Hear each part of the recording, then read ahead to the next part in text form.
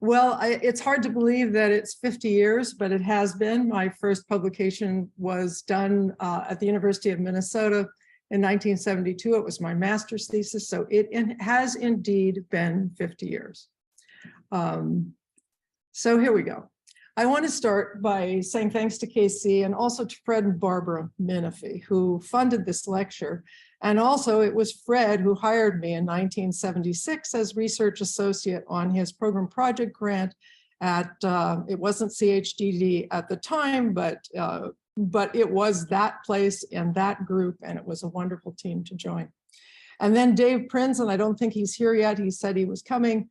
Dave Prinz was chair of the department at the time when a job opened. Del Bennett retired, and I applied for the 1977 open position, competed with my best friend in graduate school, Joanne Miller, and was awarded the job. So it's been a long time and it's been wonderful. And particularly, it's good to look back at the colleagues that I spent so much time with. You, the young people in this department, you will spend a very long time with your colleagues over the years. So Carol Stolgammon, Wes Wilson, Leslie Olswing, Rich Folsom, they were all very strong people who did a lot of good work in development. When you look back at what the department did in language, speech, and hearing development in those early years, it is astounding. And I sometimes think not enough credit has been granted to recognize that work. In any event, the department has been a wonderful intellectual home for me with extraordinary support for the time that I've been here.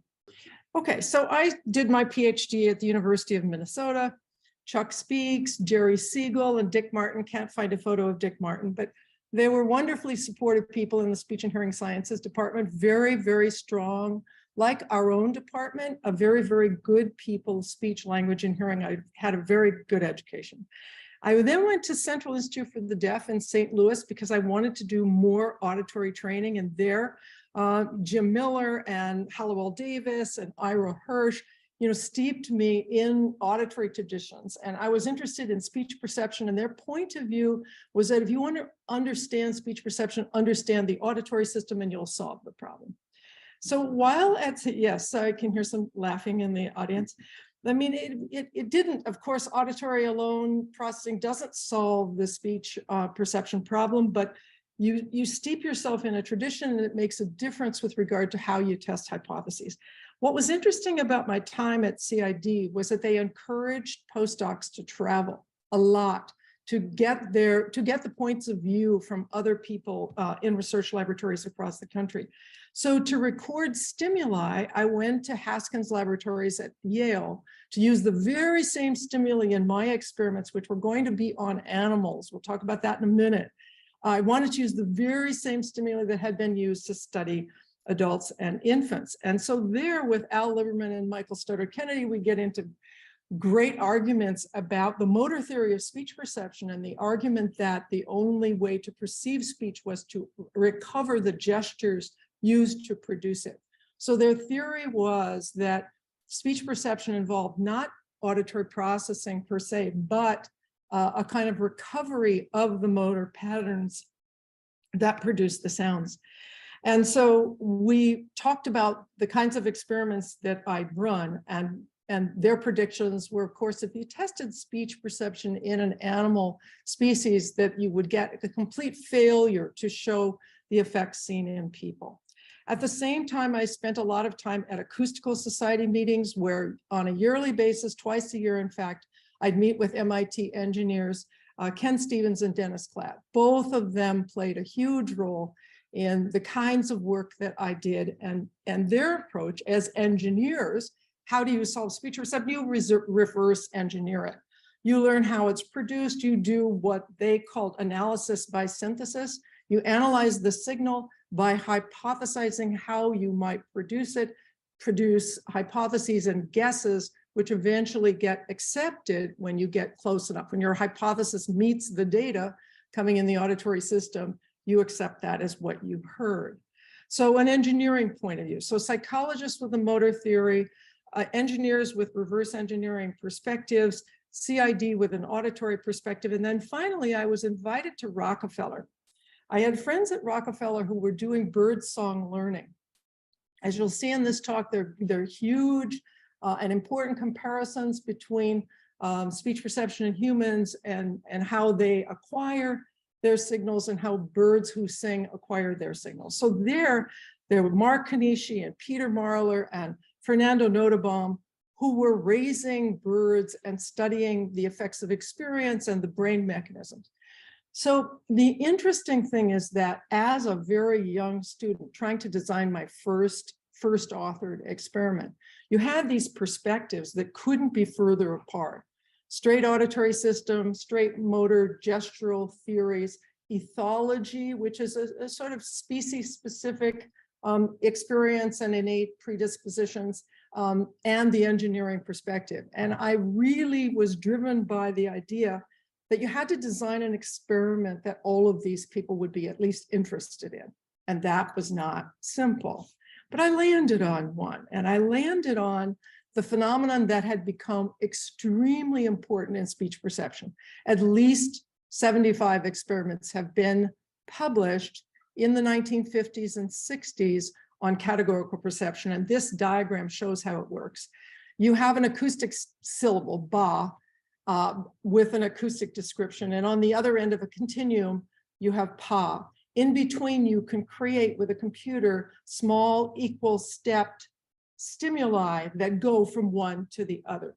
What was discovered in adults is that adult perception was abrupt. You didn't hear these variations, you'd hear just a huge change at the boundary. Ba, ba, ba, ba, ba, turned into pa, pa, pa, pa, pa.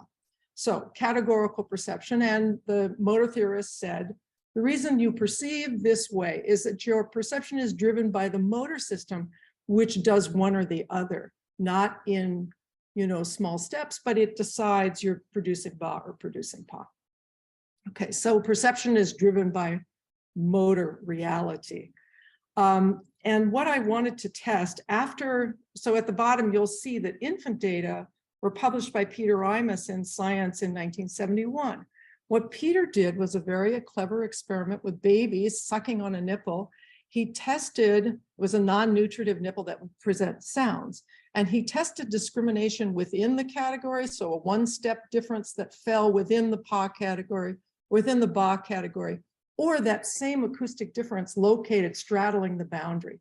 And what he showed is that 1-monthers and 4-monthers showed the ability to discriminate stimuli at the boundary only, not within category.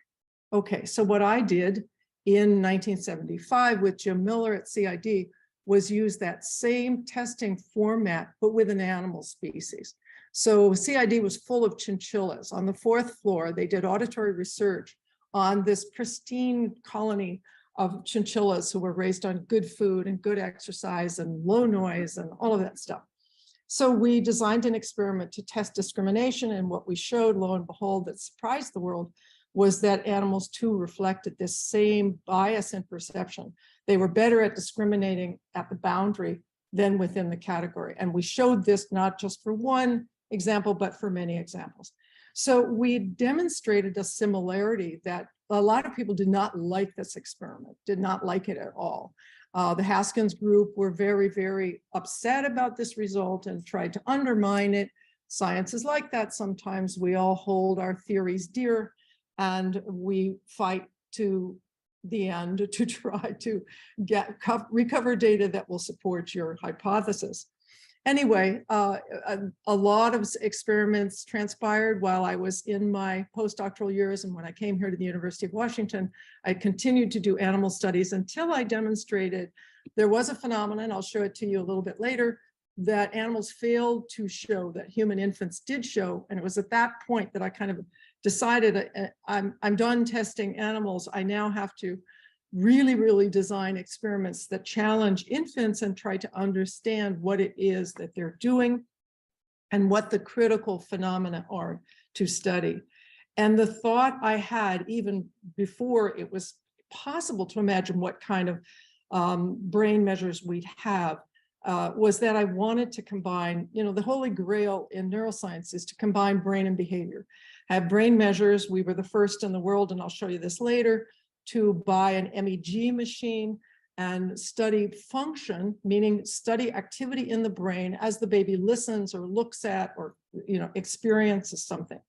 And also, we've more recently acquired a team of people who are doing MRI structural imaging. So instead of the movie you get from functional, structural imaging gives you a picture at a point in time, like a photograph that you can measure the structures of the brain and understand how they're changing as a function of experience.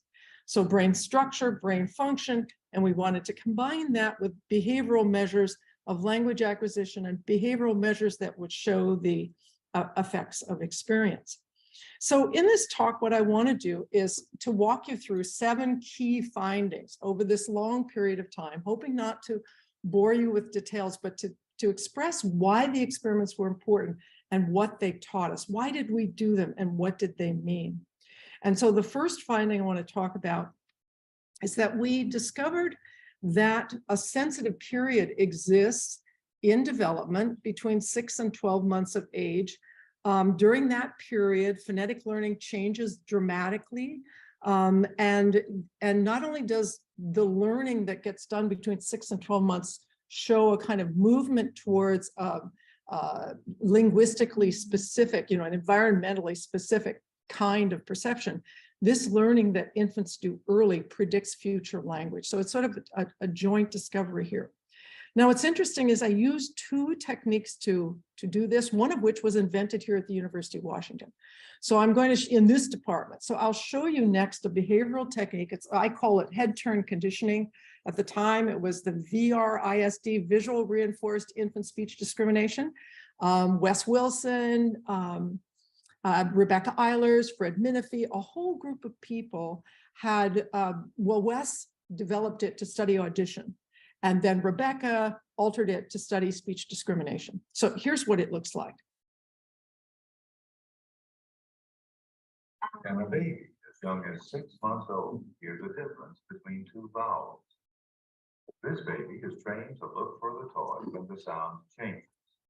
She's being distracted, so she'll turn only when she hears the difference in sounds.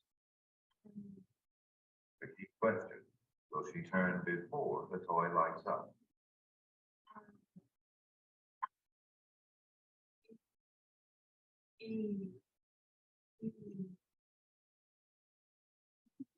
Okay, so there are control trials run when the sound doesn't change and we monitor for, false positive turns. So the results that we produced in this experiment and quite a few others was that the babies showed a huge change from 6 months to 12 months. The blue line that you see is the study that we had done comparing infants from 2 cultures. We went to Tokyo, tested babies in Japan, and compared them to babies learning in Seattle. So English exposed versus Japanese exposed. And you know that ra and la, that contrast is irrelevant in Japanese, but relevant in English. So Janet Worker had shown, and others, Kathy Best had shown the blue line, this decline that occurs in foreign language discrimination from 6 to 12 months. No one had shown that there's an increase in native language perception. It was important because Peter Imus had put on the table the idea that there are innate feature detectors. So Al Liberman argued that there's innate specification of all gestures related to all languages of the world in the human baby. Peter Imus argued that there were phonetic feature detectors, that there had been in biology feature detectors in various animal species that reacted to an environmental stimulus. Peter argued that the acoustics of speech were underlain by these feature detectors that would either maintain or atrophy. So the results showing that babies across cultures declined in non-native speech perception lent itself to the Peter Imus explanation. There's atrophy of phonetic feature detectors.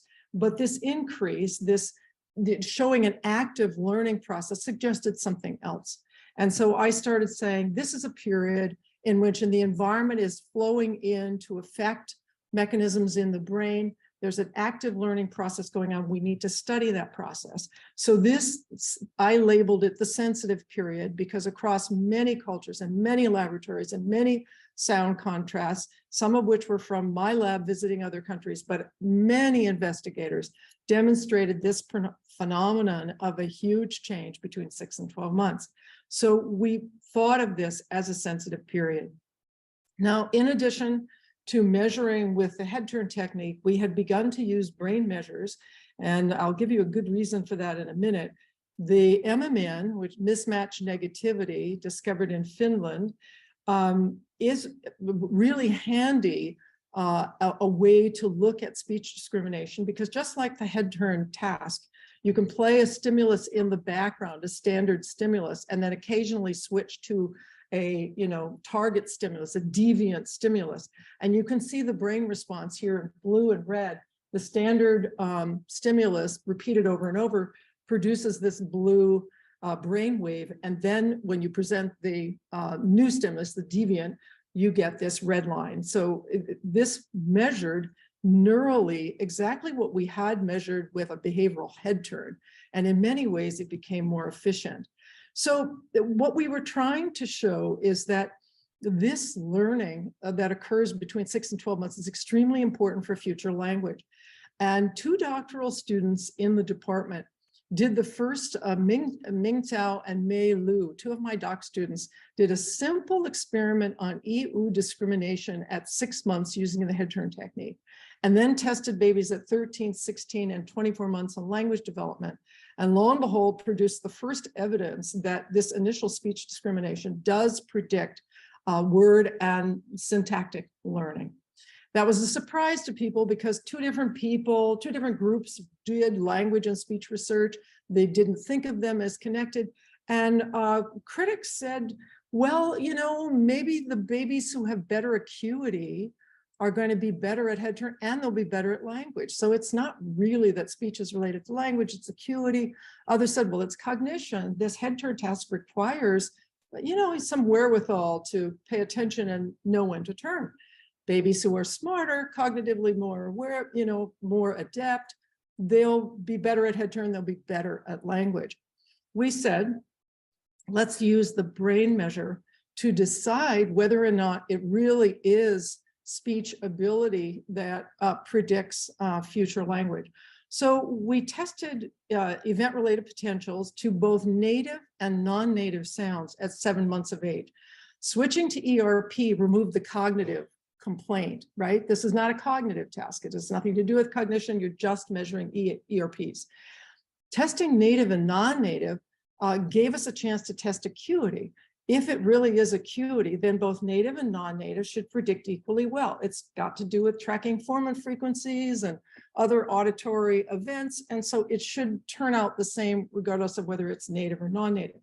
But the learning hypothesis that we were, supporting, trying to prove, says that native and non-native should behave totally differently. And indeed they did. So panel A shows the baby in the ERP cap. Panel B shows this particular baby's ERP to the native and the non-native. This baby at 7 months, even though this is on the cusp of the learning period, this baby is already quite advanced, showing a big dip, big red dip for the native, not a very big dip for the non-native. So this baby is quite advanced. When you look at the group, that's what you see in panel C. On the left in panel C, you say, take the native test, the native contrast test. The red line is the top half of the distribution, kids who were the best at native discrimination.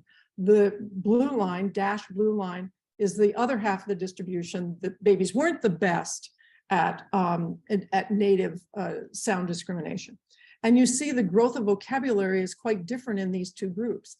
Kids who were the best at native discrimination are moving much faster in their production of words than kids who were at the lower half of the distribution. But look at the non-native predictor. Both of these are significant by hierarchical linear modeling. When you look at performance on the non-native predictor, being better at it is a poorer indicator for fast language development. So the kids who are hanging on to that universal first phase in development, they're just as good at the non-native as they are at the native, or in fact, they're on this right-hand side, the blue line kids are the better, they're showing better non-native discrimination. They're, it's causing them to move more slowly. The blue line is the ones who are slower. Okay, the red line is better, the blue line is poor, and poorer discrimination of the non-native advances you more rapidly. So what it says is that babies have to pay attention to the right stuff. They have to pay attention what's in their environment and lock on from an attentional standpoint to the native sounds, and in a sense, give away their attention to non-native, to things that are not occurring in the environment.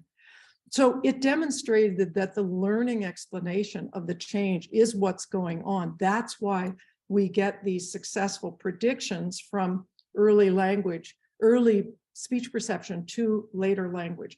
It was an important experiment. It caused me to start theorizing that what babies are actually doing is creating a kind of neural commitment to the properties, auditory properties of the sounds they're hearing in their environment. And that native language neural commitment is causing interference when you try to process non-native sounds. You're like keying up the perceptual system for native language sounds and words, and that gets in the way. It interferes with non-native perception. So we'll revisit that idea. So this silenced the critics, and that we had removed the critique from cognition, and we'd removed the critique from it being an acuity. So people started to accept, yes, this prediction from early speech to later language is real. So then second finding, we started to ask what's happening during that critical period. How are they learning? And what I'll show you is that they're learning in two different ways. One is more computational and the other is social. So there was work going on a phenomenon called statistical learning, meaning that kids learn, we all learn, simply by exposure to the environment, whether it's visual, auditory, haptic, sensation comes in, your body learns without you being, your mind learns without you being consciously aware of it. What we found is that babies are sensitive to the distributional frequencies of phonetic units in the speech they hear, and that this changes perception. To do this, we had a complicated set of stimuli. I had been working on looking at how babies perceived similarity. It seemed as though their perception of categories depended on being able to group stimuli that sound very different as belonging to the same category. So we were doing experiments to identify the best instances, the prototypes in two sets of stimuli, one that belonged to English, the English E, and the Swedish, doesn't occur in English, front-rounded vowel U. And so you see here the arrows pointing to the best instances of the English E, the best Swedish U, and stimuli going away from them further and further and further in rings around those prototypes. We took these stimuli and went to Stockholm, tested the Swedish babies, and tested American babies here in Seattle. And I also tested monkeys. And here's the test that monkeys failed. When you test how far baby monkeys will generalize from the prototype to the outlying variants, monkeys go just as far around the Swedish and around the English, meaning there's an acoustic difference they can detect and one they can't, and there's no difference. However, the human babies showed huge differences in their ability to hear similarity between the prototype and its neighbors. So American infants are at the top and Swedish infants are at the bottom, and the red lines are the perception of the American English E, and the Swedish U is in blue. And you see just quite easily that there's huge generalization, huge perception of similarity for the American babies when they're listening to English E, and much less when they're listening to the Swedish U. And the opposite is the case for the Swedish babies. They're listening, when they listen to the Swedish U, they've got much more generalization than when they listen to the American English E. So what we'd shown, these were 6-monthers. So by 6 months of age, just being in your crib in Stockholm versus Seattle changed the brain. It's, in a sense, I said, it warped perception in the service of categorization. And so we saw these effects as early as 6 months of age, and we're saying, what kind of learning is this? This is not Skinner's reinforcement. Nobody's patting the baby on the back for hearing similarities in speech in Stockholm and Seattle. It's just happening. It's just happening. And the New York Times picked up this paper published in Science and, showed babies in different continents like netting the sounds and affecting their brains. The idea that babies were learning implicitly just by being exposed to language. And this was getting to be a pretty popular topic because Dick Aslan and Jenny Safran had demonstrated statistical learning at the word level with babies detecting transitional probabilities, whereas this is more for phonetics, distributional frequency. But the idea captured kind of public imagination. Gee, the babies are learning and we didn't know it. Without experiments, you wouldn't know that they learned in that way. So the second one, I think, was even more surprising. We discovered that the social brain is involved here, that social interaction is essential for infant learning of new language material during this sensitive period. So it's as though computation is driven by the social brain. And here's how we discovered that. In many of our experiments around the world, we had been in one of them, we had been in Taiwan, and we measured the perception of a Mandarin Chinese contrast, chi, chi. I can't hear that very well, that distinction, nor do I produce it very well. And you see the same pattern of Taiwanese and American infants that we saw with Japanese and American infants with raw la, except now it's the Taiwanese babies that are getting better at 10 to 12 months and the American babies that are getting worse. I mean, every one of these infant groups are doing exactly what they must do to acquire words and language. We want them to decline. We want the babies to fail to hear the Mandarin distinction if they're trying to learn English. They're doing, they're kind of rejecting, but they're not attending to the non-native contrast. So we have this result from the Mandarin babies and the American babies, and we decide to do an intervention. They came into babies, American babies, never been exposed to a foreign language, come into the lab for 12 sessions, 25 minutes each. They hear 4 different talkers on different days, lots and lots of syllables. And so we're asking, what if you present babies a brand new language at this time? Can they take statistics on that language? I mean, why do they wait if they're taking statistics, and studies are showing they're taking statistics early in development? Why do they wait until 9 months to change perception? Are they building up distributions? What are they doing? Could have been anything. So we said, let's just introduce a new language and see whether they will, learn something about the statistics of that language and change perception. So this is what those sessions look like. 早安飞，嗨，我们要来讲一个故事哦。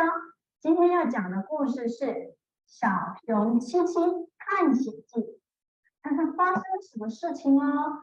小熊七七在这里，绿色的圈圈，绿色的圈圈，绿色的圈圈，转一下，转一圈，一圈，再一次哦。转1、2、3。 Okay, so it was like babies having, Mandarin speaking relatives come visit them, and over a month's period, they heard 12 play sessions on the floor. What did it do to their brains? So let's look again at this Taiwanese American result. We ran a control group, and this is control group performance on the Mandarin contrast, who had just been exposed to English. I mean, we had to test this because maybe just coming into the lab would make kids better at speech discrimination. So it's good that the kids exposed to English failed. Here's what happened to the kids exposed to Mandarin. They were statistically equivalent to the kids in Taiwan. And we were blown away by this result that the social exposure, really only about 5 hours over these 12 sessions, was sufficient to create, Mandarin, to a Mandarin speech perception success that matched those of their Mandarin learning peers in Taiwan. And so then we decided pushing the social hypothesis, we wanted to know whether or not the human being was playing a critical role here. So we took DVDs, really high quality DVDs of the same exposure sessions, brought in a new group of babies and exposed them 12 sessions, same dosage, same room, parents behind them, exactly the same. What did we do to their brains? We had run an audio only condition and we ran the TV condition. And in both cases, there was absolutely no learning whatsoever. So while the babies had gone up to the screen and stared at it intently, their perception was not changed by a video or audio only exposure. So we began arguing that there's something very special about social experience, that the social brain may be gating this kind of language learning. And so we wanted to study this more. Barbara Conboy had joined the lab as a postdoc, and she ran a Spanish exposure experiment. She ran it as an ERP experiment with pre and post. So English and Spanish tested before and after exposure to see what changed and what didn't. We also wanted to watch social behaviors. So we had 4 different cameras. So you'll see now what that looks like with the 4 different cameras in one of those sessions. Te da un besito. Besito. Porque te quiere, ¿no? Con la boca, te da un besito. Qué rico es el pan. Muchas gracias, Lucas. Mira. Usted.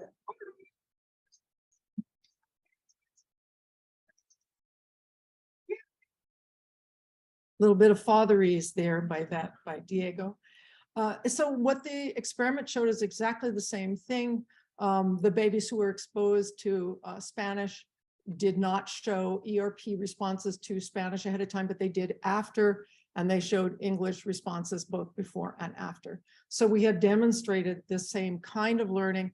Barbara had in fact put 10 experimental words into these session exposures. She also showed, but that work has not been published, that they acquired recognition of the words that they'd heard during the 12 sessions. We were curious, though, to analyze the videotapes. What are the babies doing? What are they looking at? We had the idea that when babies use their eyes to look at what others are looking at, they provide themselves with information. When the tutor would hold up a new toy, we saw and talk and name it in Spanish, we saw the babies do a kind of flip, look at the toy, look at the tutor, look at the toy. And we measured the degree to which babies did that. And lo and behold, we showed that their gaze shifts between the tutor and the objects was associated with phonetic learning. So the babies who are better at this social tracking of eye gaze and attention to what the tutor's referring to and the object had better ERP responses after exposure. So it linked social abilities to phonetic learning. We then got interested in whether or not the mere presence of a second baby influenced perception and learning. We had seen in our first exposure experiments that babies who happened to have more 2-baby sessions, sometimes the baby wouldn't show up, and the baby who had shown up was still given their exposure session. We couldn't reschedule everybody. In the end of the experiment, you could take all of the data and compare babies who had more learning with other babies than without, and we showed that the babies who learned together learned better. But it wasn't designed to analyze that in that way. It was just a post hoc, so we designed a new experiment. In this one, we compared 1- and 2-baby learning, and the technique is we used videotapes, really hard way to learn because we'd shown they'd not learned on videos, but we brought their attention to the videos by having them touch the screen to turn it on for 20 seconds. So here you see a baby turning it on, turning on the Mandarin exposure with a touch, and then it goes to checkerboard, and she has to do it again to get it to come back. So all babies liked doing this, and they did it. The comparison in the experiment is what happens when you have a single baby doing that, or 2 babies doing it together. And we showed that, the 2 babies, when they do it together, there's equal number of touches when there's 2 versus 1.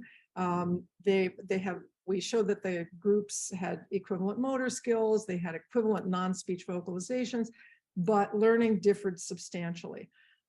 This slide shows that the MMN was only shown in babies who learned in pairs. So the gray shaded area at both FZ on the left and CZ on the right, the paired infants are at top. The gray shaded area, the blue line shows the MMN. The MMN is there only for babies who learned in pairs. It was quite stunning. We also noticed that babies vocalize a ton more, significantly more, when they're tested in pairs as opposed to alone. There's something about social engagement, social togetherness that is increasing learning. And I think this is important. The last thing I'm going to say about this one is that the more novel partners a baby learned with, the better their speech discrimination. So novelty in social partners, whatever the social facilitation effect is, it is increased by a novel social partner. So that's interesting. This is a negative correlation because MMN is a negative, right? A negative way. So very, very interesting. It again increases our understanding that social stimulation is both an information hotspot for babies. Looking at what other babies look at gives you information. And looking at what adults look at gives you information. It's also a motivational factor. There's something motivating about being in pairs. And having just lived through the pandemic, knock on wood, you know, you kind of understand that there's something going on here about social engagement and learning. All right, we're up to the fourth one. Language input matters. So now that we're talking about the social context, what is the social context for a baby? Well, it has to do with parenties and the whole social package that is presented to babies as they're learning language skills. We've shown in a series of studies that the parents' use of parenties is associated with enhanced infant language skills. And then in randomized control intervention experiments, we show that parenties is malleable in parents. And when parents increase parenties, it increases kids' language skills. So in case you don't know, here's what parenties looks like. Motherese parenties, we're plotting the pitch contour at the top, adult-directed speech, at the bottom, infant-directed speech, and mother is saying at the top, I had a little bit and the doctor gave me Vandectin for it. But then she turns to her 2-monther and she says, can you say, ah? Say, ah. Hey, you. Say, hi. Who can get up this high? This 700 hertz, right? So, you know, this is fairly universal in the world's languages, and people have wondered why it is something we do and why it is that babies prefer it. Our studies starting with Anne Fernald, this is when Anne Fernald was in the laboratory doing her dissertation here while getting her degree from Oregon. And she had done a series of experiments looking at preference, and we had shown that babies will prefer it. And the reason they prefer it are these excursions in pitch. We further discovered, this is a 1997 publication with our colleagues in Russia and Sweden, that if you look at adult women speaking English, Russian, and Swedish to each other versus their infants, you see a stretching of the vowel triangle. So the point vowels E, and U are the most extreme in space. And if you measure in natural speech occurrences to each other and to the babies, you see that the red triangle exaggerates the acoustics of E, and U in all three of these languages. Even though the triangles they're in different spaces, they're in different sizes, each of those languages shows that when the mothers turn to their babies to speak to them, they exaggerated the acoustic cues. So we argued it has the potential to assist language learning because when we produce this kind of speech, we actually make it easier to discriminate the units. So we thought that was interesting. So did the press. This is the Los Angeles Times way back, 1997. Madeleine Albright was Secretary of State, and Jesse Helms was a very, very difficult member of Congress. And the paper said, study says baby talk is useful in communicating with infants. Mrs. Albright tries some. So it was fun to have the spotlight for a while turned on parenties, motherese. Of course, it was, again, it produced some controversy because there were people who said, this is nonsense. This is This is yuppies trying to get their kids into Harvard, who are, trying to exaggerate language behaviors that are not essential in speaking to infants. We had not argued it was essential. What we were trying to argue is that it could be beneficial. And what we've shown in a myriad of experiments is that it is beneficial. The first line of work was done by postdocs Nuran Ramirez Esparza and Adrian Garcia Sierra in the lab. They had done, Nuran had training as a social psychologist, so she wanted to go into homes. It was our first Lena recording. The Lena recorders are worn in a vest, the baby wears it all day long.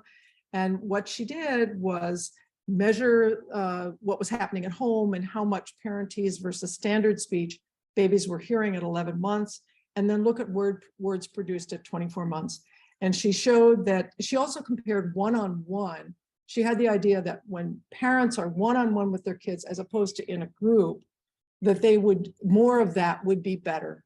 So she demonstrated that parentese one-on-one produced a nice correlation with future language at 24 months, whereas standard speech had no effect. And so that was our first hint. It was an association, first hint, not a cause, but first hint that it could be true. And then later, Naya Ferhan Ramirez and the group at iLabs ran an intervention that gave us a little more control over the production of parentese. So what Naya did was bring parents in and randomly assign them to the intervention group, a parent coaching group versus a control group. The parent coaching group parents heard about the brain and language, the importance of language input, the importance of parentese. And at 6, 10, and 14, and 18 months, those parents could hear their own recordings in sessions with Naya. What kind of parentese what did they sound like when they produced parentese? How did they fall on the distribution of parents with regard to how much parentese they used? And she explained that our research was demonstrating that parentese is associated with higher language skills. What did that do? That increased, if you see the top left, that increased the percentage use of parentese by the parents in the intervention group, the red line. It also increased conversational turns significantly when compared to controls.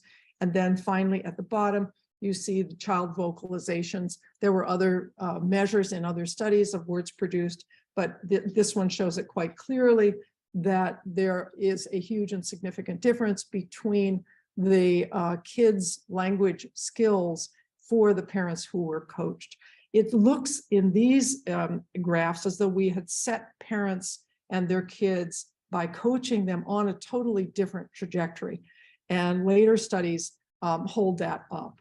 What's interesting about this one is it showed both parents are malleable, and when parents change, kids' language skills change.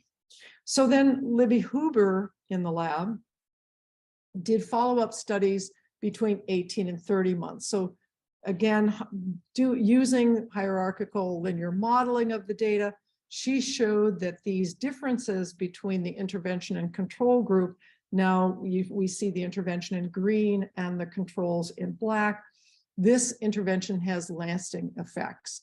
These kids out to 30 months, I mean, we stopped coaching at 18 months, so they continue to show that they are on a different trajectory.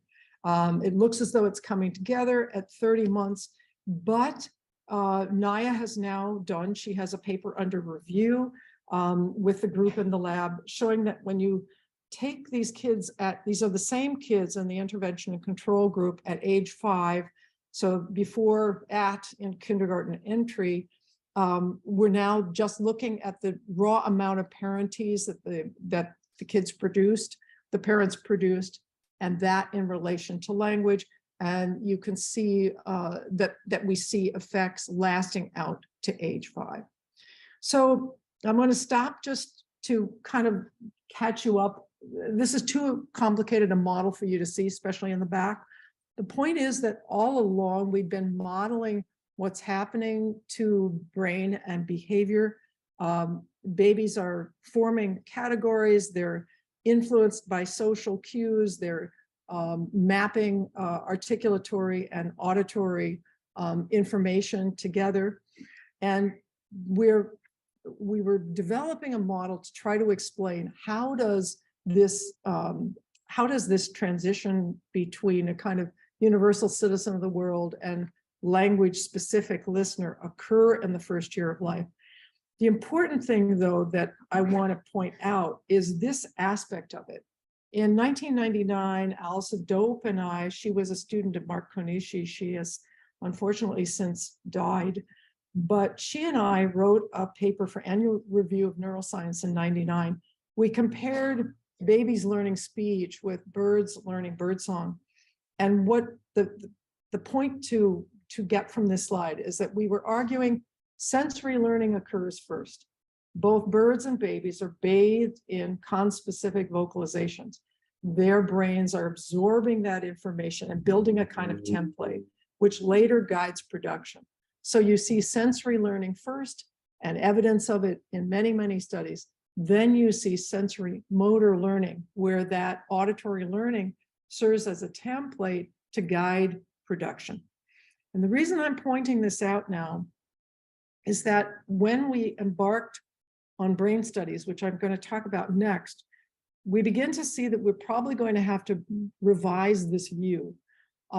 It looks as though there's quite a bit of interaction between motor system and perceptual system earlier than the 6 to 8 months. Things are going on in that first 6 months that can't be explained by simply saying it's sensory learning followed by sensory motor learning. So I wanted to point this out.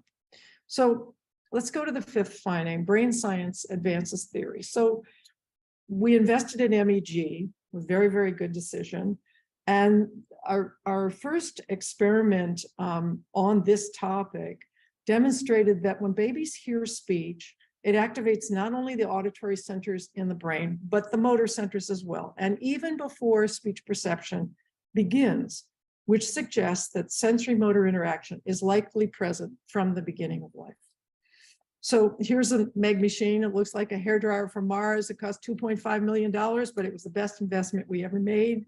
In 2010, we hired Toshi Amada from Japan first, and then when he retired, we hired Samu Tuolu from the company in Finland, who had created all of the software for tracking infant head movements, which allowed us to do experiments like this. We were the first in the world to put little ones in a Meg machine, and it's a technical tour de force because with Samu's methods, he has 12 patents that produce software that allow us to track the movement of the head, so the baby's free to move while we make the measurements.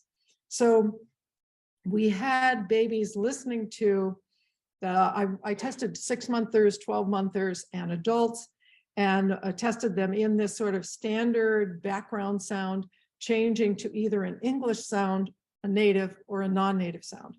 And this captures the result. You see these red blobs, which portray the strength of activation in the brain, auditory areas on the right, Broca's motor area on the left, and you can see in white the arcuate white fiber tract connecting the two. In the 6-monthers, the finding is that always and everywhere, Broca's is activated as soon as the adult or the children hear speech. Broca's is involved, the motor system is involved. In 6-monthers, the native and non-native contrast activate equally. At 12 months, you see a difference. The English, hearing the English contrasting sound increases activity in auditory areas, but not motor. But when you play the Spanish sound, the motor area really activates very, very strongly. So there's this interaction. Adults show the same thing. And what we argued is maybe infants are trying to perceive sound by simulating what it might take to produce that sound. By 12 months, even by 6 months, they've begun to coo. By 12 months, they're definitely babbling. They know a lot about the motor system. We're not positive what Broca's area is doing, but we know it's activated. It is involved, and it's doing something different than auditory areas are doing, or we wouldn't see this contrast. So, but these kids are still 6 months. What Maggie Clark did, PhD student of mine in the department, was show in 2021 that we see this even in 2-monthers. So 2-monthers are interesting because they can't produce vowels yet. They're not at 12 weeks. You know, they don't have the machinery to produce vowels. Yet at this age, 2 months, 8 weeks old, when you play speech on the left and when you play non-speech on the right, and we're showing here, this is premotor cortex, it's also true in Broca's, that speech is recruiting motor and auditory. So auditory is red, motor is blue, equally for speech, but not for non-speech.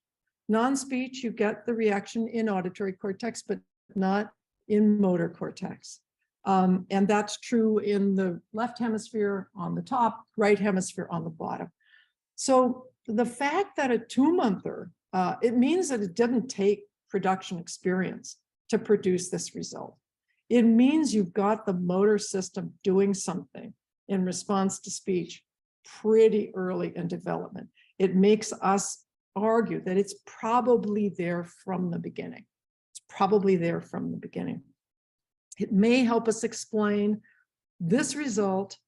This is Barbara Conboy's experiment that Megha Sundara, when she exposed babies to Spanish, Megha decided that she wanted to bring the babies back a month after they'd been exposed to Spanish. So they had their 12 sessions of Spanish. We knew we had changed perception. Megha said, how do we know we haven't changed production as well? She brought the babies back into the lab. She had them the interlocutor was either Spanish or English, and she measured acoustically the babbling of the babies. What she showed is that it was dependent on the interlocutor. So babies who'd been exposed to Spanish would produce a more Spanish-like production when they were interacting with the Spanish speaker, and not with the English speaker. And she showed that monolingual babies who had never been exposed to Spanish did not do this. They babbled equivalently under the 2 conditions. She also showed that simultaneous bilinguals who had heard the 2 languages from birth did this differential production of speech depending on the interlocutor. So these kids are 11 months by now. So we're not as surprised, but again, it supports the idea that there's an interchange going on between perception and production. Changing perception in the exposure experiments changes production.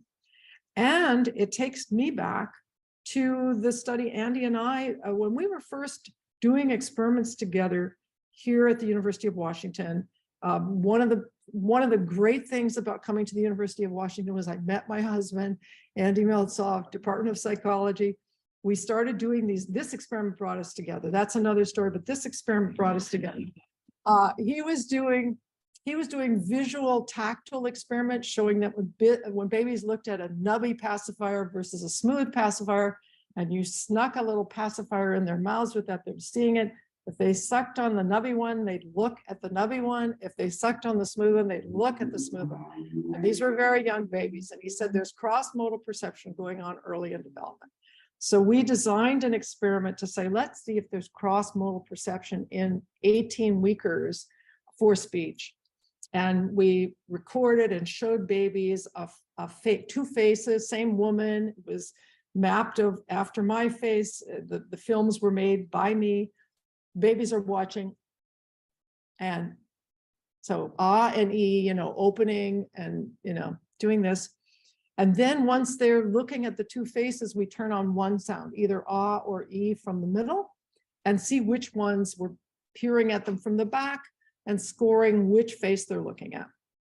What we see is babies exposed to E, look at the E face. Babies exposed to ah, look at the ah face. So by this time in development, they can make a match between auditory and visual representations of speech. At the same time, we saw that they were imitating. So spontaneously, here's an example from the paper.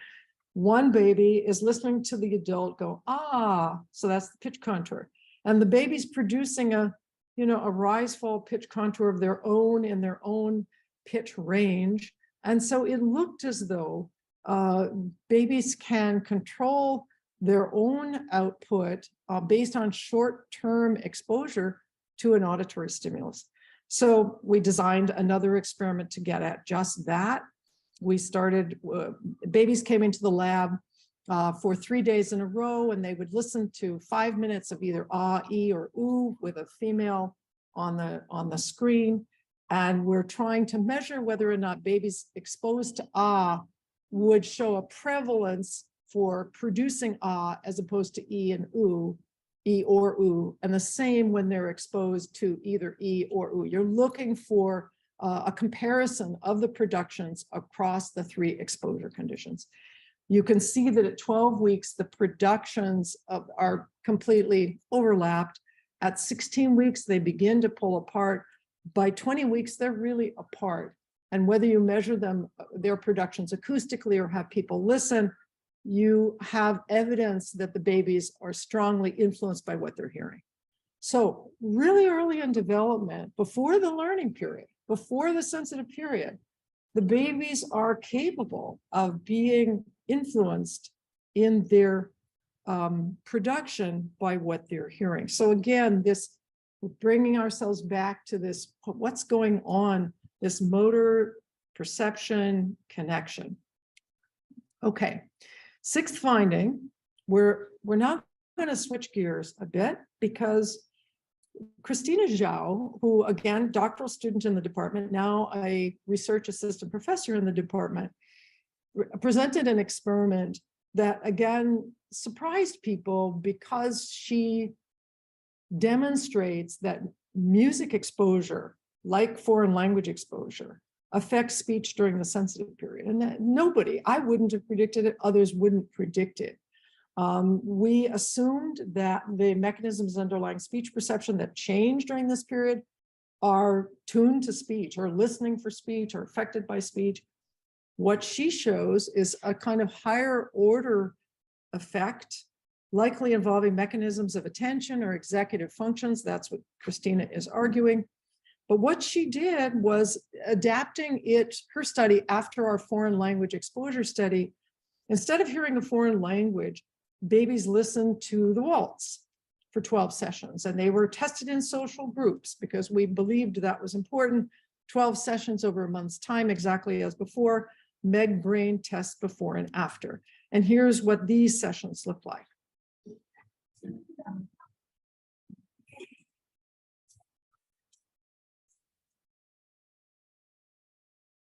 So they're both listening and they're kind of tapping. It's almost like an infant music class. And all the babies had Meg tests after. And what Christina showed, and I'll just say this quickly, the Meg results showed that in 2 areas, the auditory cortex and prefrontal cortex, where attention is governed, you see greater differences when you're looking to see whether or not babies can detect a difference in the rhythm of stimuli. So she's comparing this sort of waltz beat with an alternate, a kind of a mistimed waltz beat in the comparison stimulus. And she sees these effects for music. This was the prediction. The surprise comes in that she showed the same thing for speech. So when she used a Japanese contrast that relies on rhythm, she sees again in both areas, auditory and prefrontal, that there are significant differences in these kids' abilities to hear distinctions in non-native speech. And so Christina's arguing, I totally agree, that there's something more going on during this sensitive period than just effects from speech, that executive function skills and attention skills can be modified by other stimuli, such as music, which trains the brain to detect patterns. And when you detect patterns, you would be good both at music perception and at speech perception. But it is a surprise for the theorist trying to explain what's going on during development. There's going to be a lot of work, and Christina is doing with 2 grants now following up these studies on the effects of music. Okay, the last one. we've done quite a bit of studies led by Naya Ferrer Ramirez, now she was a postdoc in the lab, now assistant professor of linguistics, on bilingual babies. And I'll show you her experiment and a practical outcome of our bilingual work in a product for infant education teachers that bring some of the principles of language learning to the bilingual classroom. So here's Naya, and you'll see how babies are prepared for MEG experiments. First, we brought the 11-month-old babies into the lab with their parents. Half the babies were monolingual English-only households. The other half of the babies, such as the one in this video, were from Spanish-English bilingual households. Our researchers first prepared the babies for data collection. They used a hat and a special digitizing pen to track the shape of the baby's head. This procedure allowed us to continuously monitor the baby's head position as they moved in the scanner. Then we brought the babies into the MEG room. They sat on a special high chair beneath the MEG helmet with their parents sitting nearby. The babies listened to a stream of sounds such as das and tas. Some of the sounds were specific to English and Spanish, and some were common to both languages. Not all babies are this still. When we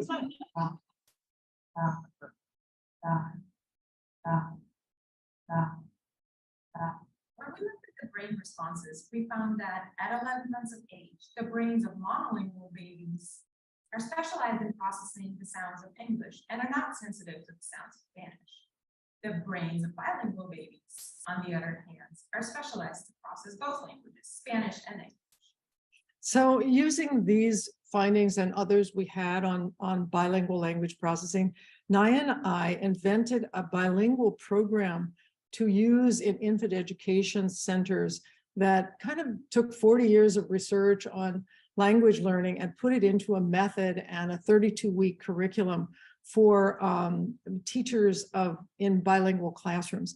We went to Madrid, Spain to test it because they've got all the babies in infant education centers in neighborhoods.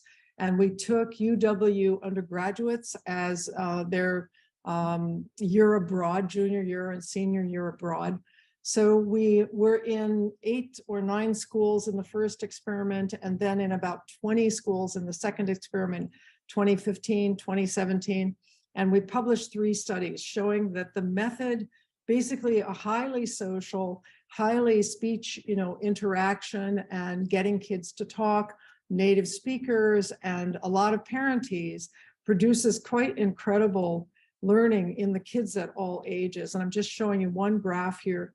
We compared, these were randomized control experiments. So we had the typical practice used in Madrid infant education centers to increase bilingualism, but they were using mostly nursery rhymes and stories. They weren't encouraging the kids to talk. They certainly weren't using parentees in the way that we thought was important. And what we see here is the English vocalizations of the kids in red, the intervention groups at 4 different ages, showing tremendous gains over the kids in the control groups. Here's some of our bilingual graduates. Now, I mean, what we've seen over there is that even in 2017, we tested it in the poorest Madrid neighborhoods. These were what the Ministry of Education said were migrant worker families. The parents were illiterate. To sign our HIPAA forms, they had to draw an X. They had to be explained in their languages what we were doing and agree to participate. Actually, their learning was absolutely incredible. They exceeded the learning rates of their wealthier peers. And in the first half of the year, exceeded them significantly. Second half of the year, peers caught up and we didn't see a significant difference, but the poorest kids stay ahead. So I think we have a method that's very, very exciting to bring to the United States. In fact, I'm proposing a sabbatical next year to bring the sparkling software to scale it up onto a big web-based platform that would allow us to use it in dual language learning environments all over the United States and all over Europe. So just a little bit about where the Kuhl Lab is headed, and I will do this very, very briefly because time's getting short. we've now got a big group, a reasonably big group, doing structural brain imaging. We've got people interested in the transition from early language to reading readiness. We're very interested in social two-person neuroscience, and Alexis Bossler is heading some of that work. And Andy and I are very interested in sensory motor and somatotopic input and what that might be doing to perception. So I won't go through these.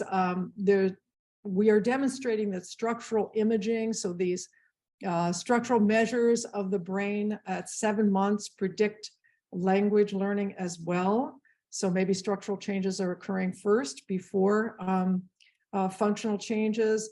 Libby Huber has shown that early language input predicts brain structure at the age of 2. And Yale Weiss is showing that you can take an online reading camp. You can take a reading camp and move it online, which she did during COVID, and very successfully teach 5-year-old children to increase their lowercase letter sounds and phonological awareness, things key to reading readiness. I think online learning is going to be very important. The more social we can make it. What Yale did was discover a technique that produced the 5-year-olds who got to know each other online, meeting for the first time, would call out each other's names and sort of play online in a very social way, and show tremendous gains in reading readiness. More studies by Libby Huber showing that language input and brain structure both predict reading readiness at age 5. We're doing two-person neuroscience in Japan, published a study in 2022 with mothers and 5-year-olds laying in MEG machines during verbal interaction and seeing some of the unique things that happen when two brains are communicating. We saw neural firing that's in sync, that in the theta band. Anyway, this is a long sleeve of work that we're pursuing, looking at social interaction when babies are interacted with socially as opposed to a non-social event where you turn away from them. What does that do to the brain, and do those brains' responses to the social interaction predict language downstream? And the answer is it does. Last one that says what we're doing. We now have 2 megs in the lab. One's a wearable. And here you see Alexis in the lower left wearing the wearable meg, first in the world, only in the world. She's interacting with a baby who's in the traditional helium meg, and she's going to do the enfants, social interaction versus turn away. We want to see what's happening in both brains.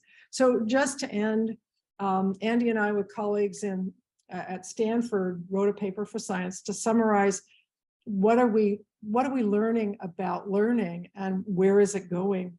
And we called out 4 areas: neuroscience, machine learning, child development, including all of this work on speech, and developmental psychology, and saying that the future of learning is going to be influenced by the intersection of all of these areas, and that collaboration is more important than ever before.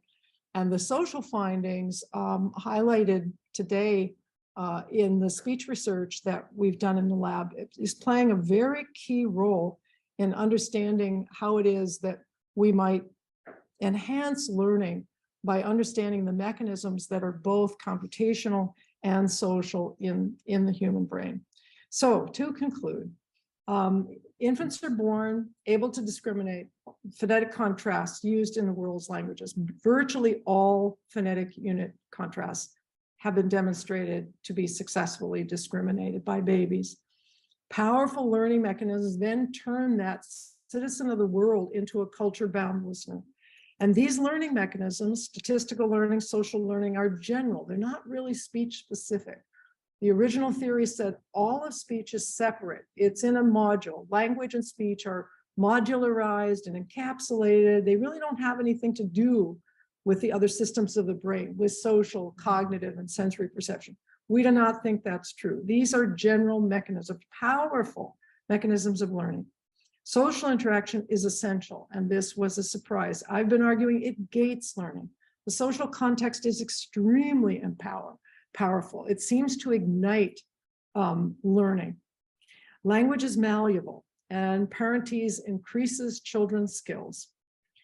Infants are born learning, but they require opportunities to learn.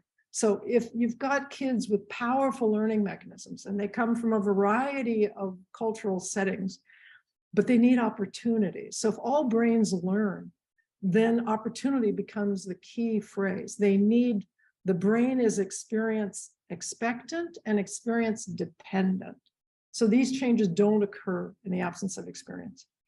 I believe that MEG brain measures and the structural measures will reveal, the mechanisms. These brain measures are important. They can give us data that we can't get through behavior. And they already show, I didn't have the time to show them today, we can identify infants at risk for dyslexia and autism, and I think other language problems by using these brain measures, sensitive brain measures early in development.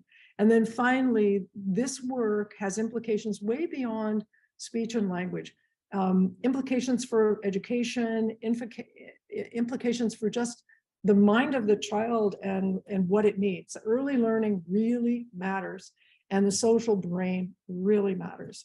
So with that, I want to thank the laboratory supporters. We've been tremendously fortunate to attract funds from many foundations, particularly the Bezos Family Foundation, but many foundations from NIH and from NSF. And without them and without the huge number of colleagues and students and postdocs, this work simply wouldn't be possible. So thanks very much.